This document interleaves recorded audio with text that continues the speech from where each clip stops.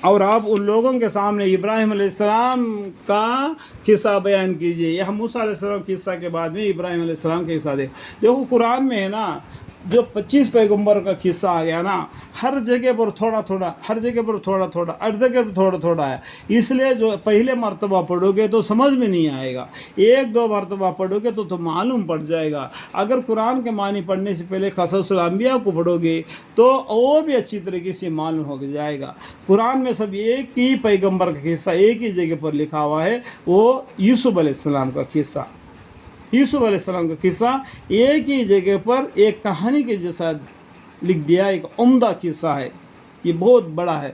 جیسا کہ ہم میٹھا چیز کھانے سے کیسا اچھا لگتا ہے، اسی طریقے سے ایک میٹھا پن کا جیسا قصہ یوسف علیہ السلام کا قرآن میں اللہ تعالیٰ نے ایک جگہ پر نازل کیا ہے. یہاں پر ابھی ابراہیم کا قصہ شروع ہو جاتا ہے، جبکہ انہوں نے اپنے باپ سے اور اپنے قوم سے فرمایا کہ تم کسی چیز کی عبادت کرتے ہو. انہوں نے کہا کہ ہم بتوں کی عبادت کیا کرتے ہیں اور ہم انہی کی عبادت پر جمے بیٹھے رہتے ہیں. ابراہیم علیہ السلام نے فرمایا کہ کیا یہ تمہارے سنتے ہیں جب تم ان کو پکارا کرتے ہو، یا یہ تم کو کچھ نفع پہنچاتے یا تم کو کچھ ضرر پہنچا سکتے ہیں، کوئی نقصان بھی نہیں پہنچا سکتے، کوئی فائدہ بھی نہیں پہنچا سکتے ہیں. وہ ایک جگہ پر مورتیاں کھڑے رہ گئے اور ان کے سامنے تم ہاتھ جوڑ کے کھڑے ہوتے ہو. ان لوگوں نے کہا کہ ان کی عبادت کرنے کی یہ وجہ نہیں کی، بلکہ ہم نے اپنے بڑوں کو اسی طرح دیکھا ہے. اگر ان کے بڑے نے اگر غلطی کی ہوگی تو ان کو سوچنا چاہیے تھا، پڑھنا چاہیے تھا ہر مذہب کی کتابوں کو، صرف قرآن کو ہی نہیں بلکہ باقی مذہب کے سب کتابوں کو پڑھنا چاہیے. اور اس سب کتابوں کو پڑھنے کے بعد میں فیصلہ کرنا چاہیے حق بات کون بات میں کس میں لکھا ہوا ہے.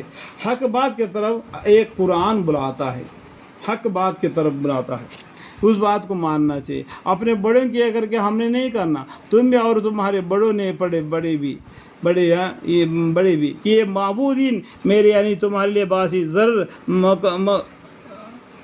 تم کو بڑوں کی طرف دیکھا ہے.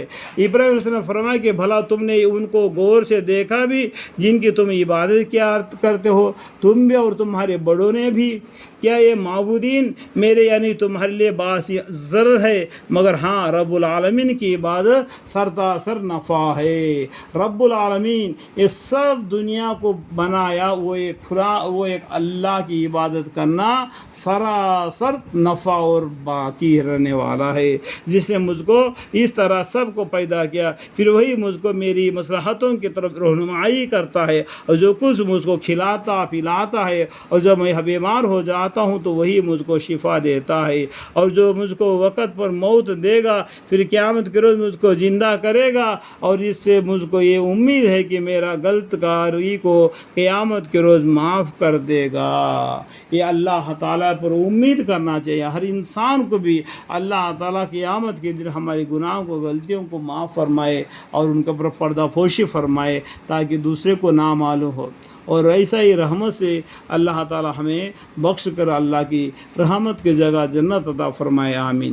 اے میرے پروردگار مجھ کو حکمت عطا فرما اور میرا مراتب قرب میں مجھ کو اعلیٰ درجے کی نیک لوگوں کے ساتھ شامل فرما، اور میرا ذکر آئندہ آنے والوں میں جاری رہ، اور مجھ کو جنت نعیم کے مستحقین میں سے کر، جس طریقے سے ابراہیم علیہ السلام سے اللہ سے دعا مانگی. اور میرا باپ کو توفیق ایمان کی دے کر اس کو مغفرت فرما کہ وہ گمراہ لوگوں میں سے. اپنے باپ کے لیے بھی انہوں نے دعا مانگی. اور جس روز سب زندہ ہو کر اٹھیں گے اور اس روز مجھ کو رسوا نہ کرنا.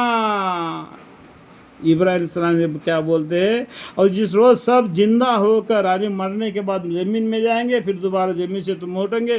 منہا خلقناکم وفیہا نعیدکم ومنہا نخرجکم تارۃ اخری.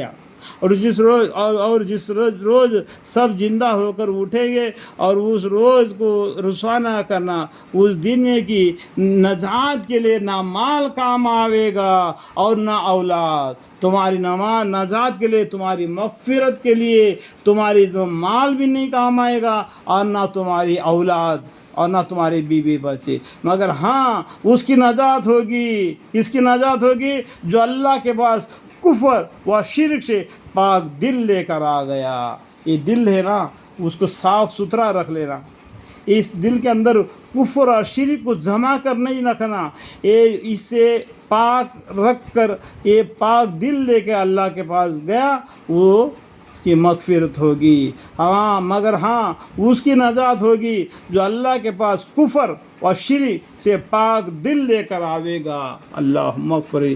اور اس روز خدا ترسوں یعنی ایمان والوں کے لیے جنت نزدیک کر دی جاوے گی، اور گمراہی یعنی کافروں کے لیے دوزخ سامنے ظاہر کی جاوے گی۔ اور اس روز ان سے کہا جائے گی کہ وہ معبود کہاں گئے جن کے تم خدا کے سوا عبادت کیا کرتے تھے؟ کیا اس وقت وہ تمہارے ساتھ دے سکتے یا اپنا ہی بچاؤ کر سکتے ہیں؟ پھر یہ کہا کر وہ معبودین اور گمراہ لوگ اور ابلیس کا لشکر سب کا سب دوزخ میں اوندے منہ ڈال دیے جائیں گے۔ ابلیس کا لشکر کے بھی اور جو شرک کرتے ہیں ان کو سب کو اندھا اوندے منہ ڈال دیں گے جہنم کے اندر میں۔